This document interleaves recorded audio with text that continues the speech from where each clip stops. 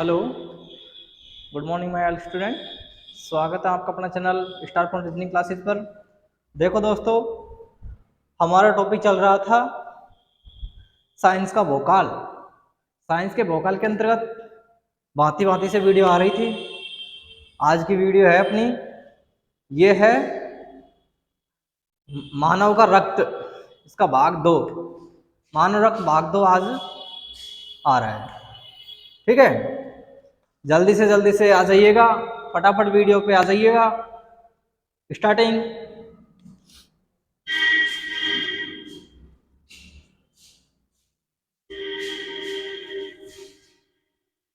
मानव नेत्र, सॉरी, मानव रक्त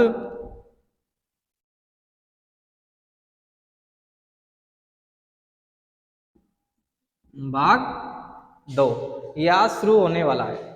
ठीक है, इससे शुरू होने से पहले मैं आपको ये बताना चाहूंगा कि इससे पहले भाग 1 को देखिएगा, क्योंकि आप भाग 1 को देखेंगे तो ये और भी अच्छा समझ में आएगा। कुछ एक चीज ऐसी होती है जो जड़ से पकड़ने पे ही अच्छी लगती है। शुरुआत में आप आओगे, 2-5 मिनट वीडियो देखोगे, आप ये कुछ भी समझ में नहीं आएगा और आप भग जाओगे। इससे बेटर ये है कि आप भाग नंबर 1 को देखिएगा, उसके बाद में भाग नंबर 2 में देखिएगा। अब आप सोच रहे होंगे भाग नंबर 1 कहाँ मिलेगा? इसी वीडियो के डिस्क्रिप्शन बॉक्स होगा, उसमें इस वीडियो की लिंक होगी, भाग 1 की लिंक है उसमें। और आपको जो टेलीग्राम पे इसके जो नोट्स वगैरह है, जो मैं आपको बोर्ड पे करवाता हूँ, इसके सबके हैंड रिटन नोट्स आपको प्रोवाइड करवाए जाएंगे। वो है अपने टेलीग्राम पे। टेलीग्राम की लिंक भी इसी के डिस्क्रिप्शन बॉक्स में मिल जाएगी, तो देखिएगा। अपन सेकंड चैप्टर अपना हो गया था, मानव रक्त में प्लाज्मा हो गया था, संगठित पदार्थ हो गया था। अपन ने देखा प्लाज्मा के अंदर क्या क्या क्या पाया जाता है। प्लाज्मा के अंदर प्रोटीन कितनी पाई जाती है, लवण क्या पाया जाता है, जल कितना पाया जाता है, प्लाज्मा कैसा होता है, मानव रक्त में जो प्लाज्मा पाया जाता है वो कितने प्रतिशत पाया जाता है, ये सभी अपने भांति भांति से फर्स्ट वीडियो के अंतर्गत देखा। उसके बावजूद अपन ने ये देखा कि संगठित पदार्थ क्या होते हैं, कितने प्रकार के होते हैं। संगठित पदार्थों में आरबीसी, डब्ल्यूबीसी और प्लेटलेट्स होते हैं। इनके अलावा और कितने नामों से जाना जाता है? इसके अलावा जो अपने आरबीसी है, आरबीसी में केंद्र पाया जाता है, नहीं पाया जाता। डब्ल्यूबीसी कितने प्रकार की होती है, लिम्फोसाइट्स क्या होती हैं, मोनोसाइट्स क्या होती है, मैंने फर्स्ट वीडियो में भली भांति से वह किसकी कितनी मात्रा है कंप्लीटली पढ़ाया गया है। ठीक है, और आप सेकंड वीडियो में आइएगा। ठीक है, अब देखो दोस्तों, सेकंड वीडियो में अपने क्या क्या बचा है। इसमें है अपना रक्त समूह,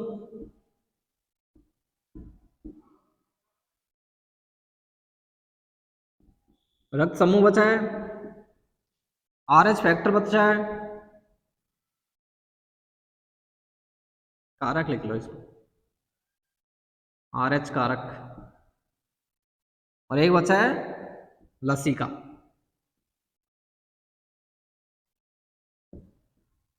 आज की वीडियो थोड़ी छोटी रहने वाली है, बट अपने पास तीनों टॉपिक है, तीनों को अपन विस्तार से पढ़ेंगे, कोई दिक्कत नहीं है।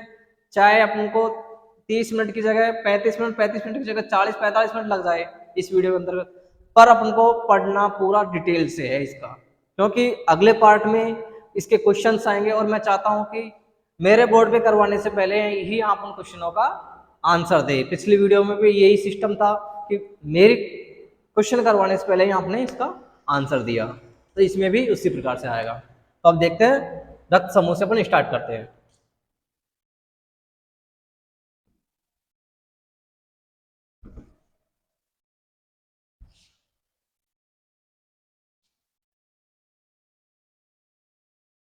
रक्त समूह,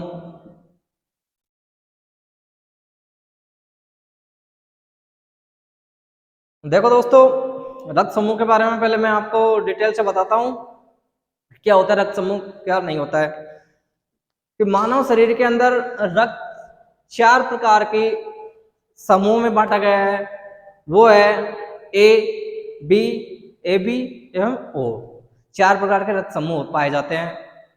और इन रक्त समूह में जो इसकी खोज की है वो 1902 में कार्ल लैंडस्टीनर ने की है। ठीक है, इसमें एक एंटीजन पाया जाता है, एक प्रतिजन पाया जाता है। एंटीजन मतलब रोगों से लड़ने की ताकत होती है, और प्रतिरक्षी जो बाहर से जो रक्त में बाहरी आक्रमण होते हैं, जो बाहरी जीवों परजीवियों के, उनसे रक्षा करता है, ये होता है प्रतिरक्षी, उसको इम्यूनिटी पावर बोलते हैं इंग्लिश में। ठीक है, तो अब इसकी अपने थ्योरी करते हैं।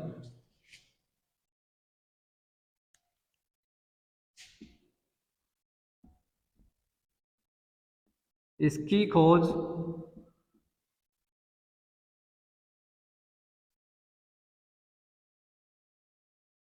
कार्ल लैंडस्टीनर ने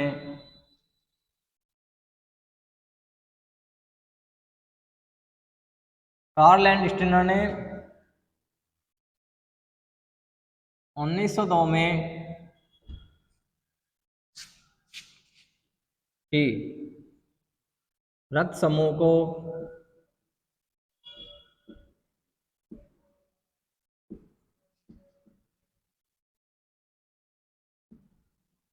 मुख्य रूप से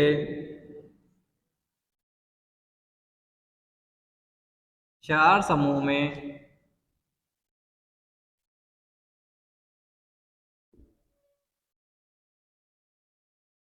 बांटा जाता है। इसमें ए बी, ए बी व ओ, 4 समूह में बांटा जाता है। ठीक है, इसी प्रकार से आगे लिखेंगे। इसमें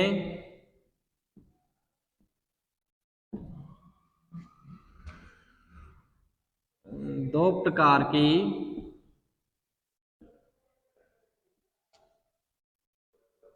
प्रोटीन पाई जाती है।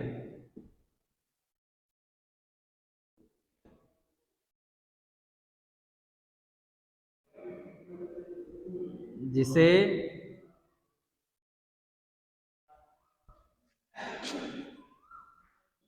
एंटीजन व प्रतिजन, एंटीजन और प्रतिजन कहते हैं। क्या कहते हैं दोस्तों? इसको कहते हैं एंटीजन व प्रतिजन। ठीक है, ये देखो ए, मैं आपको यहां बता देता हूं,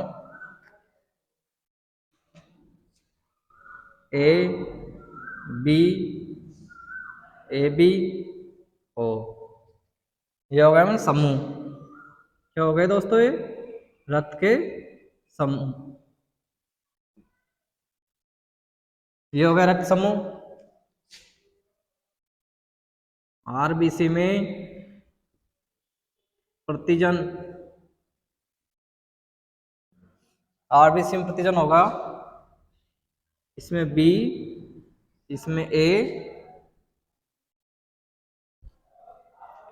इसमें अनुपस्थित,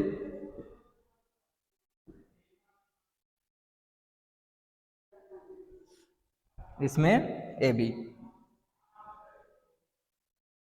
अब वह होता है अपना प्रतिरक्षी।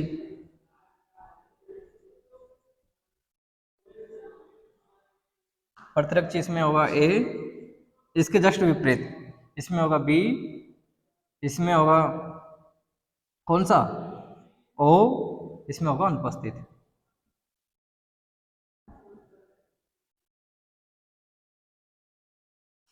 और ये देख किस किस को सकता है, यानी ए रक्त वाला व्यक्ति अपना ब्लड किस किस को डोनेट कर सकता है।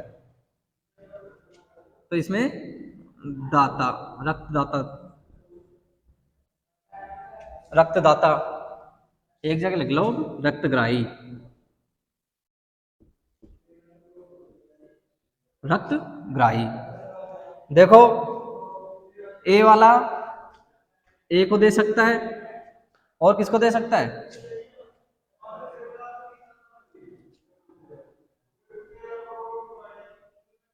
ओनली ए को दे सकता है। बी वाला ओनली बी को दे सकता है। और ये ए बी केवल ए बी को दे सकता है। इसको सर्वग्राही कहते हैं, इसको सर्वग्राही कहते हैं, और इसको सर्वदाता कहते हैं। इसमें ये ओ को भी दे सकता है, ये ए को भी दे सकता है, ये बी को भी दे सकता है, ये ए बी को भी दे सकता है। ठीक है, रक्तग्राही देख लो। रक्तग्राही में यानी कि किस किस से ग्रहण कर सकता है? इसमें ए से भी ग्रहण कर सकता है, बी से भी ग्रहण कर सकता है, और ए बी से भी ग्रहण कर सकता है, और ओ से भी ग्रहण कर सकता है। इसको कहते हैं सर्वग्राही यानी रक्तग्राही, ज्यादातर लेने का काम करता है ये। ठीक है, ये ओनली ए से लेगा, ओ से लेगा, ये किससे लेगा? बी से लेगा, ओ से लेगा, और ये ओनली ओ है। ठीक है, तो आप एक बार कॉपी करिएगा, मैं अक्षरों की क्वालिटी देखता हूं। राइट दोस्तों, थोड़ा सा कट रहा है, मैं इसको कंफर्म लेवल में ले लेता हूं।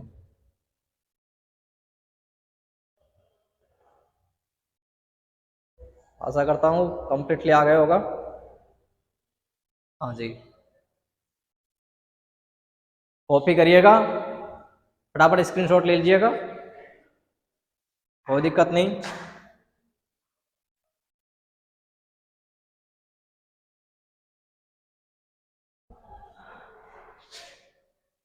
यहां तक आपने लिख लिया रक्त समूह? अवेलेबल लिखो।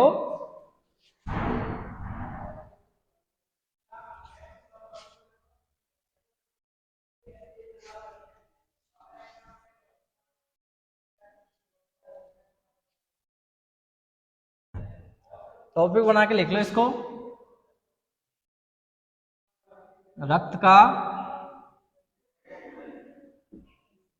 आदान प्रदान।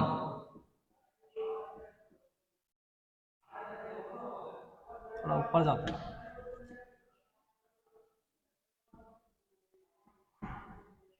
आदान प्रदान मतलब क्या होता है इसका? कि रक्त, अभी मैंने बताया था आपको, किस किस से ले सकता है और किस किस को दे सकता है। पूरी प्रोसेस वही है। अब अपन इसको थ्योरी के रूप में लिख लेते हैं। मुख्य रूप से रक्त 4 समूह में विभाजित होता है।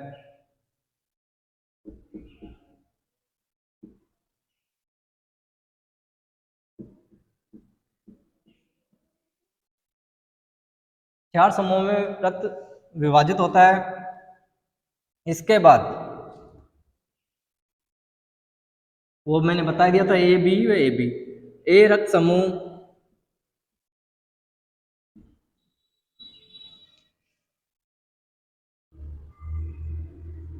केवल ए को व ए बी को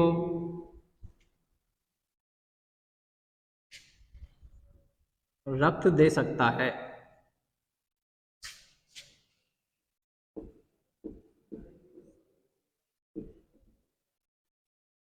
बी रक्त समूह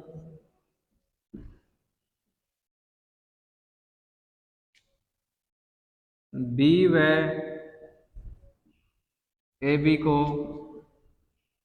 उसी प्रकार ए बी रक्त समूह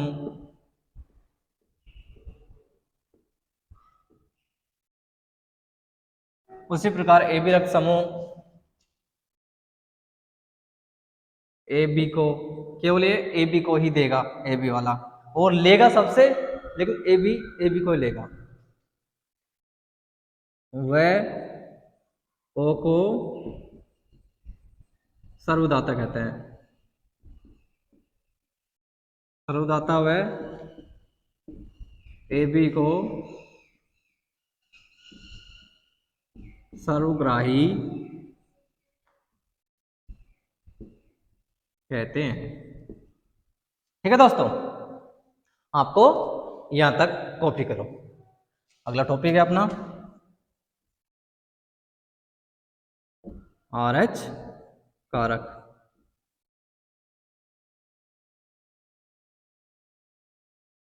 ये क्या हो गया?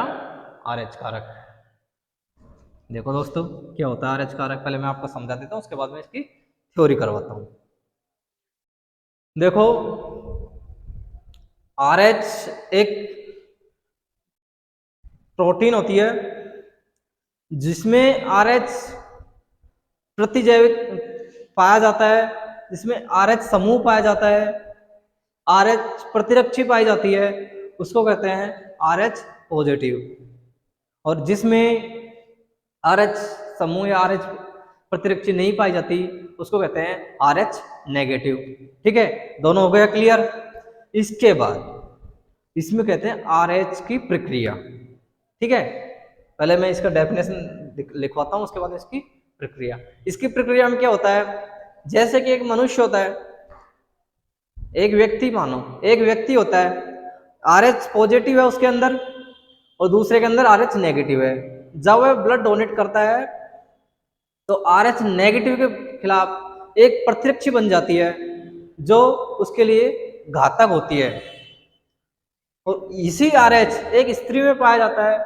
जिस प्रकार से एक स्त्री RH नेगेटिव हो और अब उसका संतान RH पॉजिटिव हो, तो वो संतान में रक्त की कमी या पीलिया या रक्त कोरकता ये उत्पन्न होने लगती है, और ये भ्रूण के लिए जानलेवा हमले से उसकी मौत भी हो सकती है भ्रूण की। उसी प्रकार से यदि RH नेगेटिव हो महिला की और RH नेगेटिव हो बच्चे की, तो उस पर कोई इफेक्ट नहीं पड़ता। तो एक बार इसकी कॉपी करिएगा, इसके बाद मैं इसको डेफिनेशन से समझाता हूं आपको।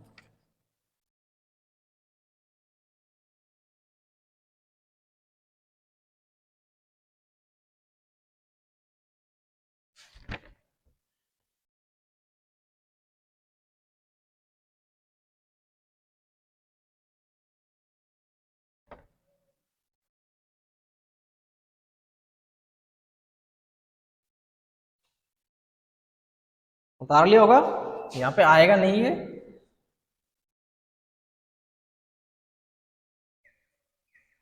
अब वो उसी को लिखना है अपन को जो मैंने आपको समझाया है केवल। ठीक है, देखते हैं अपन क्या क्या समझा है।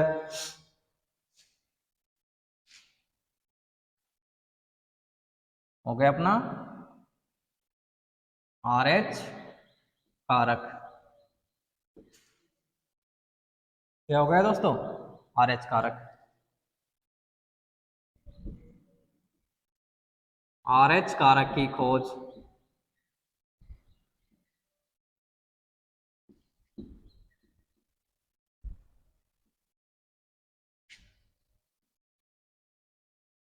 लैंड स्टीनर ने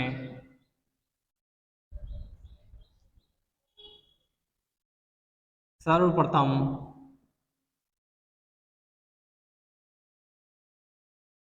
1902 में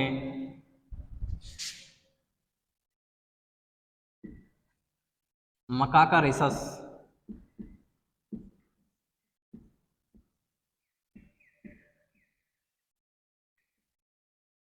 मकाका रिसस नामक बंदर में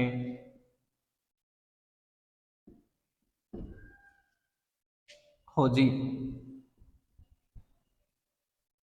कहाँ खोजी? RH रिसस नामक बंदर में खोजी। RH मुख्यतः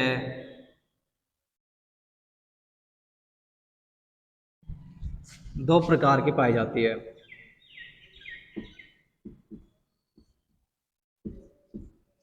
दो प्रकार की पाई जाती है। फर्स्ट हो गई आर एच पॉजिटिव, सेकंड हो गई आर एच नेगेटिव। ठीक है, अब देखते हैं इससे आगे। R H positive, R H positive क्या होती है? ठीक है,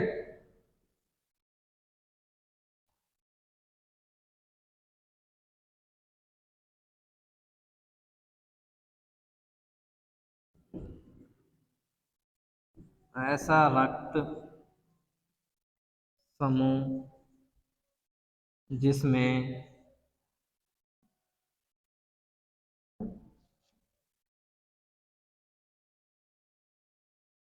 आर एच कारक पाया जाता है,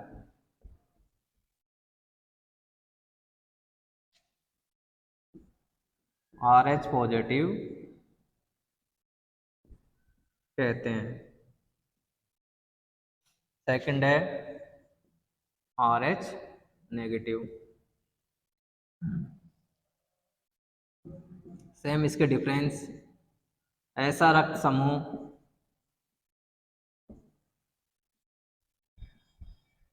जिसमें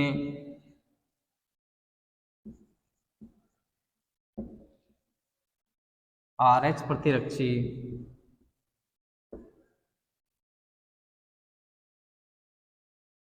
नहीं पाई जाती।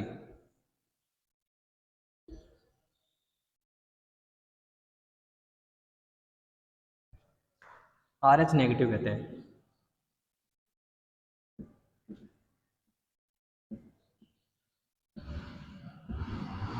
आर एच नेगेटिव कहते हैं। एक बार कॉपी करिएगा, मैं बोर्ड जांच कर लेता हूँ। जी दोस्तों, थोड़ा सा कट गया, मैं इसको लेवल में ले लेता हूँ।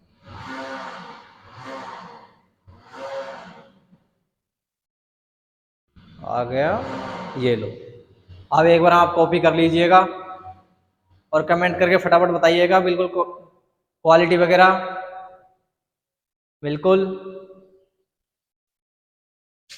क्योंकि आपको थोड़ी सी परेशानी सहन करनी पड़ेगी। आज हमारे टेक्निकल वाले भैया नहीं है, तो इनका थोड़ी सी, मैं थोड़ा बोर्ड से गायब भी रहूँगा, क्योंकि पूरा कैमरे का सेटल मेरे को ही करना पड़ेगा आज। ठीक है, तो आप एक बार कॉपी करिएगा।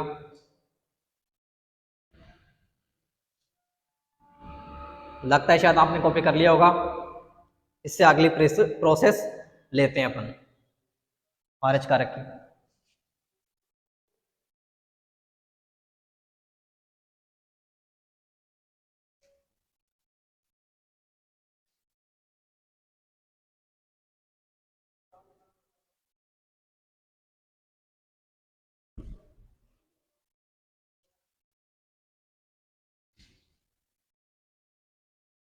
हो गया कंप्लीट? अब लिखो 1 मिनट, ओनली 1 मिनट। देखिएगा दोस्तों, हाँ आगे उसमें थोड़ी सी दिक्कत आ रही थी, अब हो गया कंप्लीट। अपन थे आर एच प्रक्रिया, वो दिक्कत नहीं, छोटी मोटी परेशानी होगा, क्योंकि आज मैं थोड़ा अकेला हूँ, तो मेरी टीम आज मेरे साथ नहीं है, तो थोड़ा काम मेरे को ही करना पड़ेगा। आप ऐसे परेशान ना हो, बस 2 मिनट का काम था, हो गया। यहाँ देखते आर एच प्रक्रिया, आर एच प्रक्रिया जब रक्त का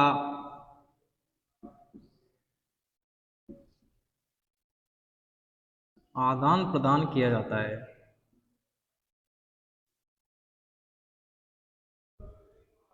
किया जाता है,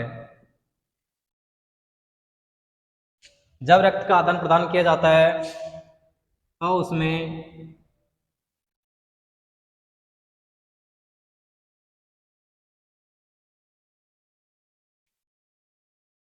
एंटीजन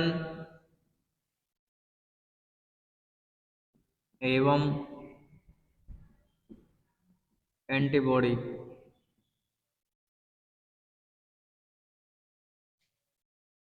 को ध्यान में रखा जाता है।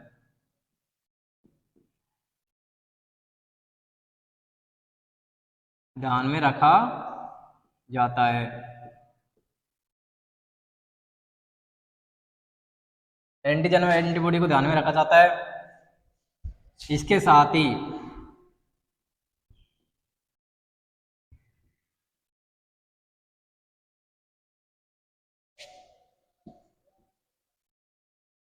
RH कारक को भी देखा जाता है। देखा जाता है जब RH नेगेटिव रक्त समूह वाले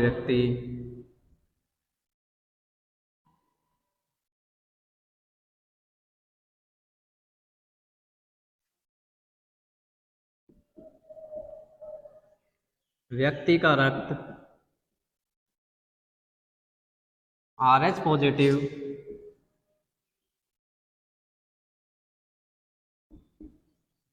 वाले रक्त समूह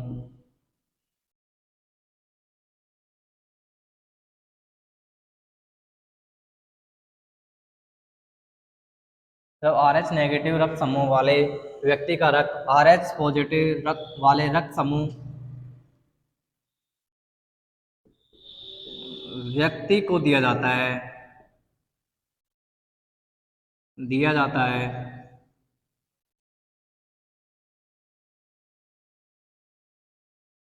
तो RH नेगेटिव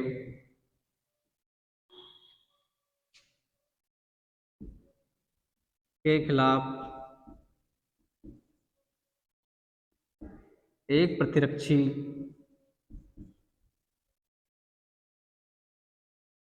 बन जाती है।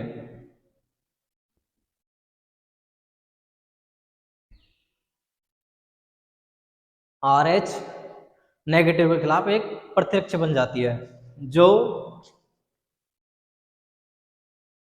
जानलेवा हो सकती है।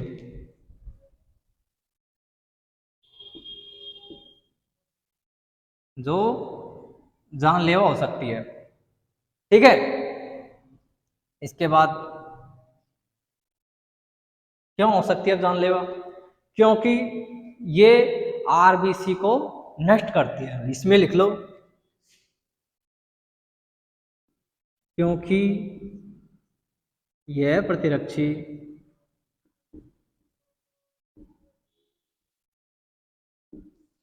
आरबीसी को नष्ट करती है।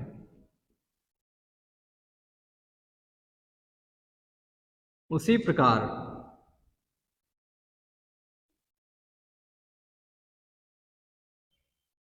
जब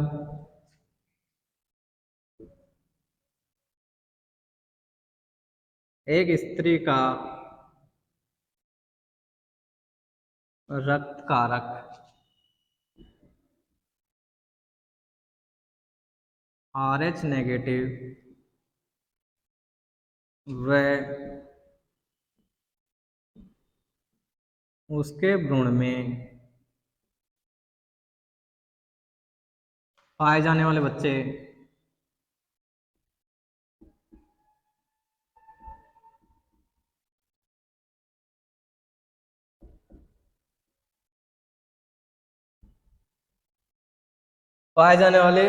बच्चे का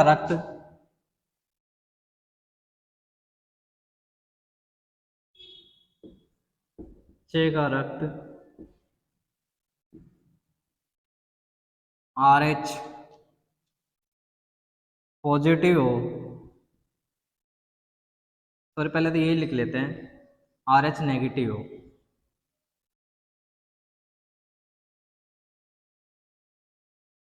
तो इस पर कोई प्रभाव नहीं पड़ता।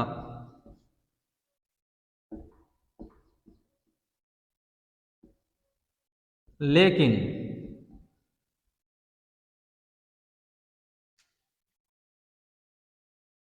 जब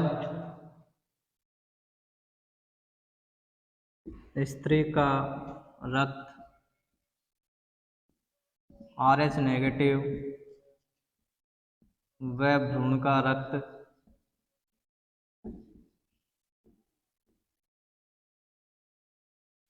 RH पॉजिटिव हो,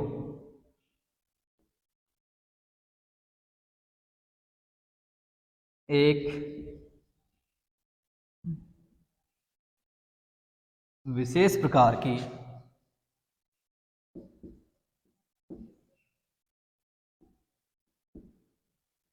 प्रतिरक्षी बन जाती है।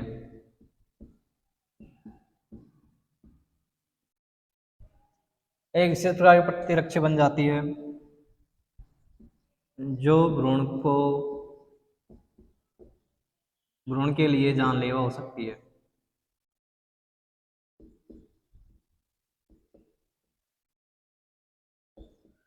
हो सकती है।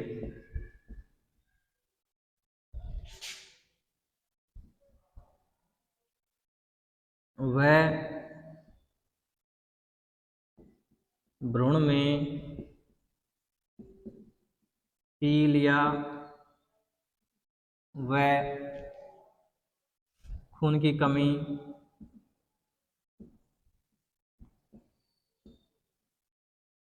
आ जाती है।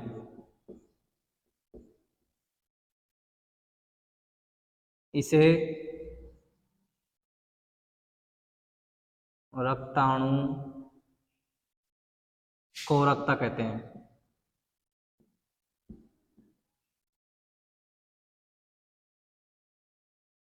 इसे रक्ताणु कोरकता कहते हैं। क्या कहते हैं दोस्तों?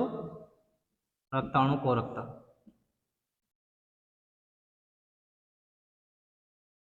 ये हो गया कंप्लीट। ये हो गई RH की प्रक्रिया। एक मिनट मैं देख लेता हूं और बिल्कुल सटीक आ रहा है, कोई दिक्कत नहीं है। और थोड़ा कंप्लीटली आ चुका है।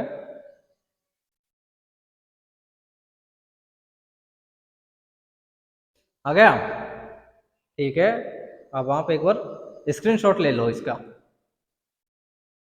क्या है कि आज थोड़ा प्रॉब्लम है, स्क्रीनशॉट ले लीजिएगा। ले लिया होगा शायद। मैं एक बार इसको दोबारा से समझाता हूँ कि जब RH कारक जिसमें उपस्थित होता है उसको कहते हैं RH पॉजिटिव, जिसमें उपस्थित नहीं होता है उसको कहते हैं RH नेगेटिव। ठीक है?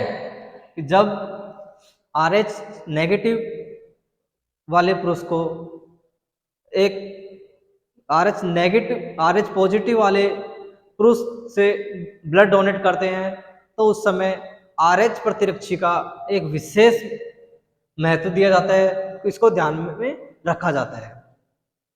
इसके बाद यदि RH नेगेटिव, आप शॉर्ट में ये समझ लो, RH negative plus RH negative, ये हो जाएगा नो इफेक्ट।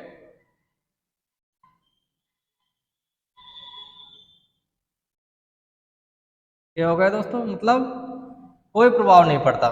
RH नेगेटिव हो, RH नेगेटिव हो तब। और एक होता है RH negative plus RH positive,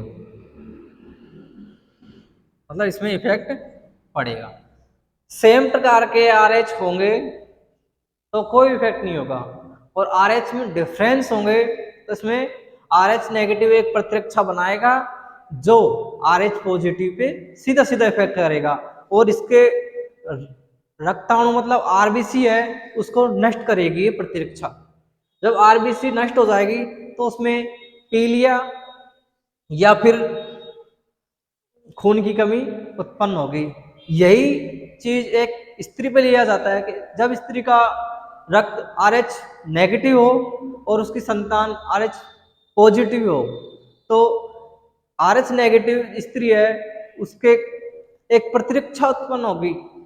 जो RH पॉजिटिव उसका भ्रूण है उसके लिए घातक हो सकती है। अब आप समझ रहे होंगे कि स्त्री का और उसके भ्रूण का क्या इफेक्ट होता है, आखिरकार ब्लड का आदान प्रदान कैसे होता है। एक छोटा सा क्वेश्चन है, पहले इसको आपने शायद कॉपी कर लिया होगा, मैं यहां बता देता हूं।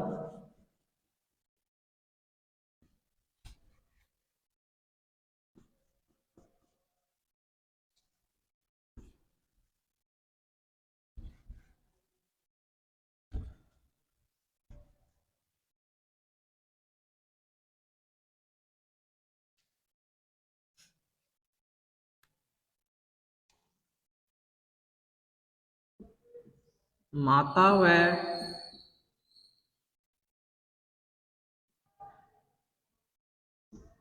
भ्रूण में रक्त का आदान प्रदान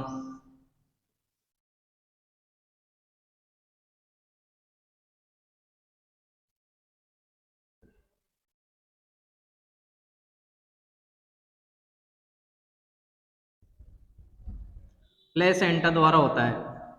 प्लेसेंटा, इसको कोष्ठक में लिखो नाल या अपरा, इसके नाम है ये, नाल व अपरा द्वारा होता है। और जब से मैं प्रतिरक्षी व एंटीबॉडी बता रहा हूं, सॉरी प्रतिजन और एंटीबॉडी बता रहा हूं, तो इसके बारे में मैं आपको थोड़ी थोड़ी सी डिटेल बता देता हूं। प्रतिरक्षी, इसका तात्पर्य होता है बाहरी परजीवियों से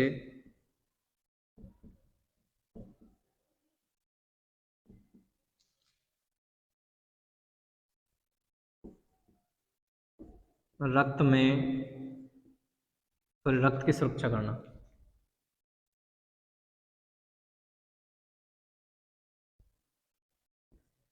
एक होता है प्रतिजन,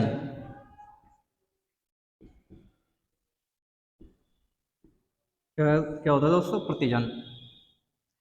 ये होता है समान प्रकार का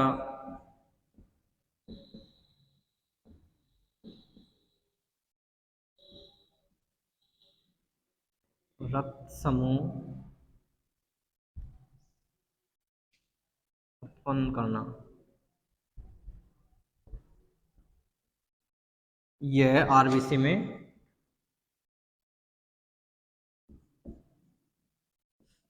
पाया जाता है। RBC में पाया जाता है।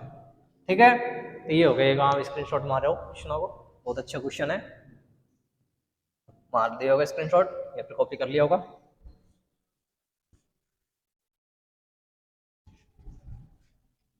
अब लास्ट बचा है अपना लसिका। क्या बचा है दोस्तों, लसिका। क्या होता है लसिका?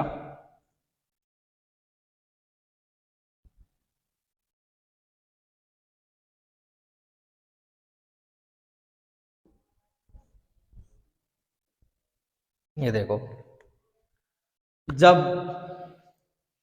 हमारे रक्त व कोशिका, ये हो गया रक्त और ये हो गया हमारी शरीर की कोशिका, ठीक है। ये रक्त हमारी शरीर की कोशिकाओं में जाता है, ठीक है। अब यहां से कोशिकाओं से जल व कार्बनिक पदार्थ, तो यहाँ पे जो प्रोटीन वगैरह होती है, बड़ी बड़ी प्रोटीन, वो तो रह जाती है यहाँ पे। अब यहाँ पे खनिज लवण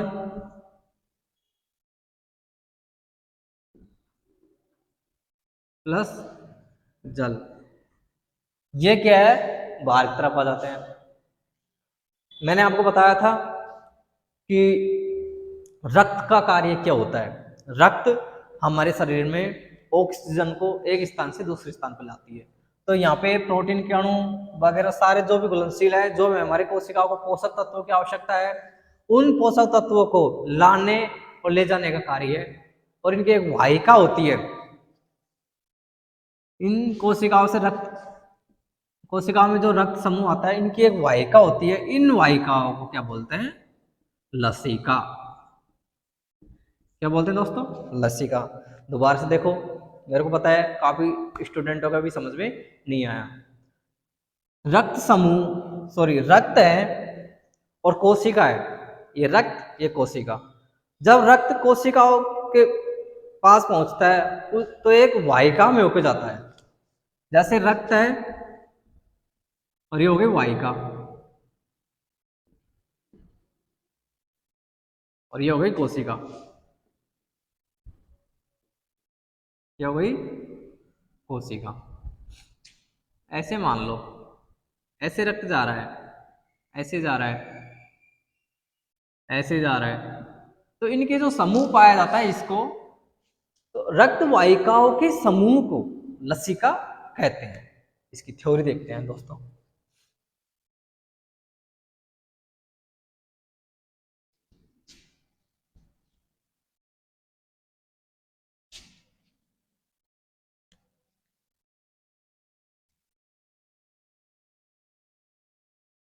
ये हो गई लसिका।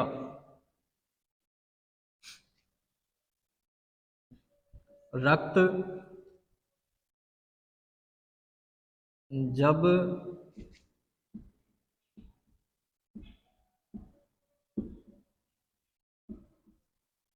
कोशिकाओं में पहुंचता है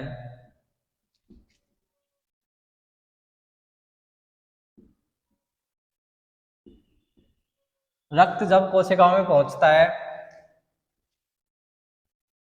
तो अनेक संगठित पदार्थ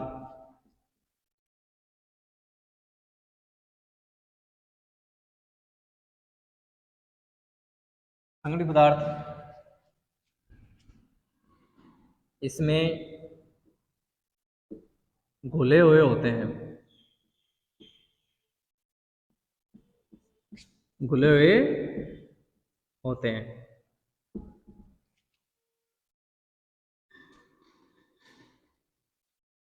ये कोशिकाओं को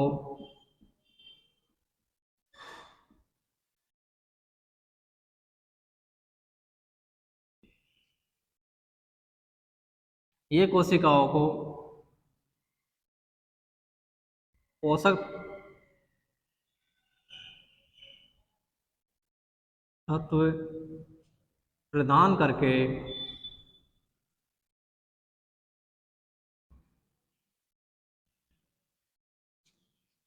जल व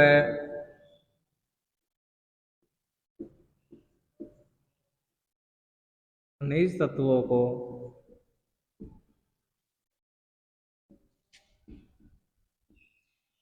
बाहर कर देती है।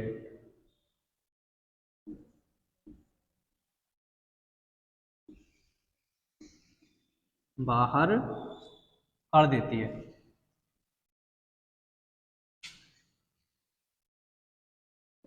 ये प्रक्रिया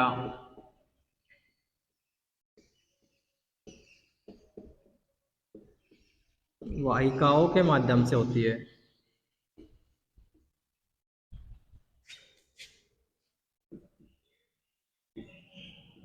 माध्यम से होती है। इन वाहिकाओं के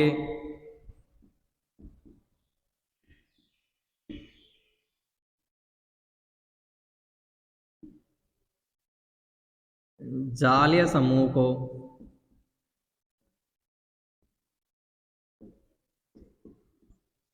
लसिका कहते हैं। ठीक है दोस्तों, ये हो गया अपना चैप्टर का द एंड, मतलब समाप्त। ठीक है, लसिका कंप्लीट। तो देखो दोस्तों, मैंने फर्स्ट वीडियो में आपको कंप्लीट बताया था और ये सेकंड वीडियो में। अब इसके क्वेश्चन एक दो दिन में इसके क्वेश्चन मैं करवा दूंगा। नहीं, आपसे पहले ये वीडियो आता था, लेकिन मेरी तबीयत बिगड़ने की वजह से वो नहीं आ पाया। कोई दिक्कत नहीं, एक दो दिन लेट हो गया, बट इसका नेक्स्ट वीडियो अभी अपकमिंग 2-3 दिन में आ जाएगा। और हाँ, 15 अगस्त की आपको एडवांस में हार्दिक शुभकामनाएं सभी स्टूडेंटों को।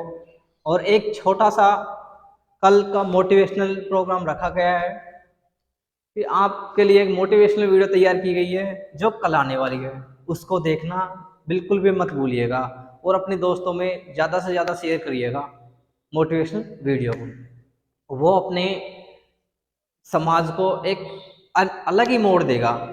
कॉपी करो, 1 मिनट आप, मानता हूँ शायद कॉपी कर लिया होगा।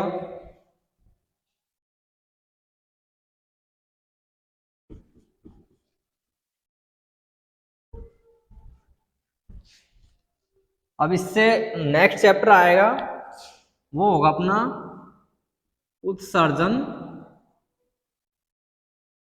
तंत्र। क्या होगा दोस्तों? उत्सर्जन तंत्र। तो मैं जो भी टॉपिक बनवा रहा हूँ उसके नोट्स जरूर बनाती रहिएगा, क्योंकि मैं इनके नोट्स आपको टेलीग्राम पे पूरे प्रोवाइड करवा रहा हूँ। एक इसका नहीं आया था, उसका मैं जल्दी प्रोवाइड करवा दूंगा। हृदय का, हृदय की फर्स्ट वीडियो में ये नोट्स नहीं आया था। और हाँ, आप सभी अपने टेलीग्राम है स्टार पॉइंट रीजनिंग क्लासेज,